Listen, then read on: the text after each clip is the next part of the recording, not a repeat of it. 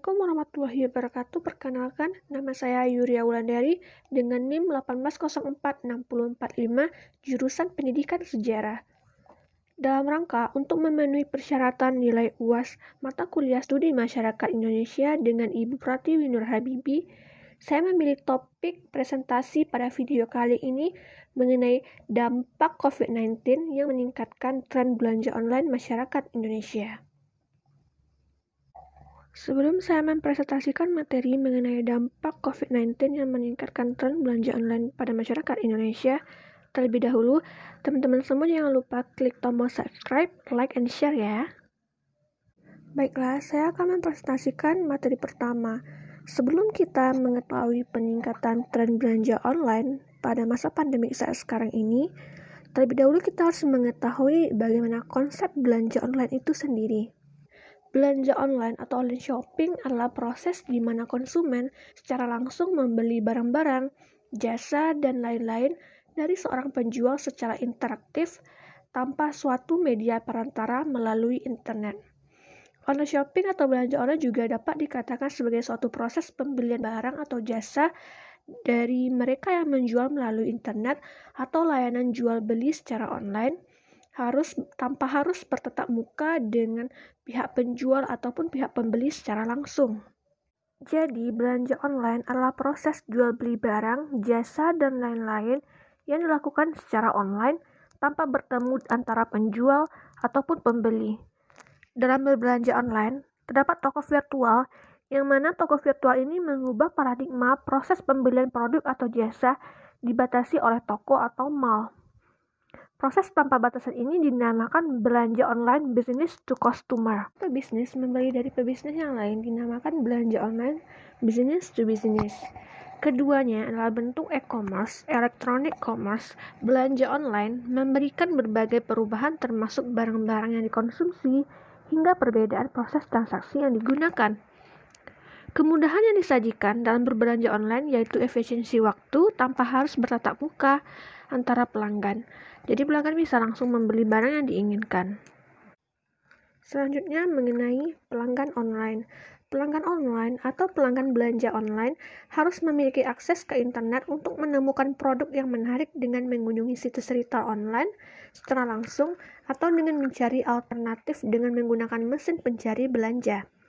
Setelah produk tertentu telah ditemukan di situs penjual, sebagian besar pengecer online menggunakan aplikasi keranjang belanja untuk memungkinkan konsumen untuk mengakulasi beberapa item untuk menyesuaikan jumlah, seperti halnya mengisi fisik keranjang belanja atau keranjang di toko konvensional sebelum dibawa ke kasir. Pembeli online umumnya menggunakan kartu kredit atau PayPal untuk melakukan pembayaran. Namun, beberapa sistem memungkinkan pengguna untuk membuat akun dan membayar dengan cara alternatif seperti COD atau uang elektronik dari berbagai jenis. Selanjutnya, kita akan membahas mengenai toko online. Toko online adalah sebuah toko yang menjual barang-barang yang direalisasikan dalam tampilan sebuah website yang dapat diakses saat terhubung dengan jaringan internet. Perbedaan antara toko online dengan toko konvensional adalah terletak pada tempat penjualan dan juga cara transaksinya. Bila toko konvensional, semua barang dagangan dipajang nyata, sedangkan kalau toko online hanya terpasang contoh gambar atau spesifikasinya saja. Materi selanjutnya yaitu mengenai jenis transaksi belanja online yang sering digunakan masyarakat Indonesia di tengah pandemi COVID-19 saat sekarang ini. Yang pertama yaitu transfer langsung. Transaksi pembayaran menggunakan online memiliki sedikit perbedaan dibandingkan dengan mode transaksi langsung. Pembayaran barang melalui online dengan cara transfer langsung dapat dilakukan setelah melakukan negosiasi dengan pihak penjual. Maka selanjutnya calon pembeli diharuskan membayar harga barang yang sesuai disepakati termasuk dengan harga pengirimannya. Bukti pengiriman akan diterima setelah transaksi pembayaran dilakukan. Selanjutnya adalah metode pembayaran COD atau Cash Only Delivery.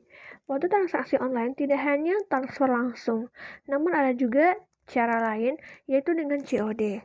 Dengan istilah lain, bertemu langsung dengan calon penjual atau calon pembeli dan membayar langsung barang yang sudah disepakati. Beberapa perbedaannya yaitu barang yang dijual diiklankan melalui toko online. Pada penggunaan COD ini, biasanya toko online yang ditawarkan berada di sekitar calon pembeli. Pertemuan berlangsung pada saat kesepakatan telah terjalin antara penjual dan pembeli. Para penjual atau pengguna jasa online juga meminati proses transaksi menggunakan COD ini karena dengan ini dapat dengan langsung para pengguna jasa online melihat secara langsung barang yang akan diterimanya. Dampak COVID-19 terhadap tren belanja online masa pandemi. Pemberlakuan social distancing yang dilakukan oleh sejumlah perusahaan ikut berdampak pada tren minat belanja online yang terjadi di Indonesia. Minat belanja online orang Indonesia terhadap sejumlah produk selama masa pandemi COVID-19 ini meningkat di setiap bulannya. Hal ini dapat dilihat dari penggunaan aplikasi belanja dan produktivitas sepanjang masa COVID-19. Di sisi lain, dengan adanya belanja online ini muncul perilaku konsumtif di masyarakat. Ketika kita berada di rumah, tentunya kita memiliki banyak waktu luang dan hal ini akan mendorong kita untuk membuka online shop dan secara tidak sadar berbelanja secara berlebihan tanpa melihat kebutuhan yang diperlukan karena berbagai promo yang ditawarkan. Perilaku konsumtif merupakan kecenderungan manusia untuk melakukan konsumsi tiada batas, membeli sesuatu yang berlebihan atau tidak terencana. Pada banyak kasus, perilaku konsumtif ini tidak didasarkan pada kebutuhan, tetapi didorong oleh hasrat dan keinginan. Tidak ada yang salah dari promosi yang dilakukan oleh online shop, karena itu merupakan usaha mereka untuk menarik minat pembeli dan meningkatkan penjualan. Kitalah sebagai konsumen yang seharusnya bijaksana dan dalam berbelanja, sehingga tidak menimbulkan perilaku konsumtif. Jangan sampai keadaan ini menyebabkan kita berperilaku konsumtif. Tetaplah keuangan sesuai kebutuhan sehingga ketika pandemi COVID-19 seperti sekarang ini, kita tidak memunculkan masalah yang baru terkait dengan keuangan. Selanjutnya, saya akan membahas materi mengenai situs e-commerce belanja online populer masa kini di saat pandemik. Yang pertama yaitu Tokopedia.com. Tokopedia.com merupakan salah satu perusahaan startup terbaik di Indonesia. Didirikan pada 6 Februari 2009 oleh dua anak bangsa yaitu William Tanuwijaya dan Leontinus Alpha Edison. Kini Tokopedia.com mempunyai puluhan juta pengguna di banyak negara. Menurut hasil survei, Tokopedia berada di tingkat teratas sebagai situs belanja online yang paling banyak pengunjungnya, yaitu sekitar 1,2 miliar yang terbagi dari 863,1 juta pengunjung dari web mobile dan 329,8 juta pengunjung desktop. Yang kedua yaitu Shopee.co.id. Situs e-commerce Shopee berdiri tahun 2016 dan telah dikenal luas di berbagai seluruh wilayah Indonesia karena sering menawarkan promo dan diskon. Sampai saat sekarang ini pun, popularitas Shopee sebagai salah satu situs belanja online terpercaya terus meningkat. Shopee fokus mempromosikan situsnya melalui sosial media dan aplikasi melalui smartphone, baik di aplikasi Store maupun aplikasi Google Play Store. Pertama kali dirilis di Singapura tahun 2015. Kini Shopee telah melakukan ekspansinya ke berbagai negara ASEAN seperti Malaysia, Thailand, Indonesia, Vietnam, Taiwan, dan Filipina. Laporan pada halaman April, Shopee menduduki posisi pertama dari daftar situs e-commerce belanja online terpopuler di Indonesia pada kuartal keempat di tahun 2020. Situs e-commerce belanja online terfavorit ketiga yaitu Bukalapak, salah satu toko online terkemuka di Indonesia.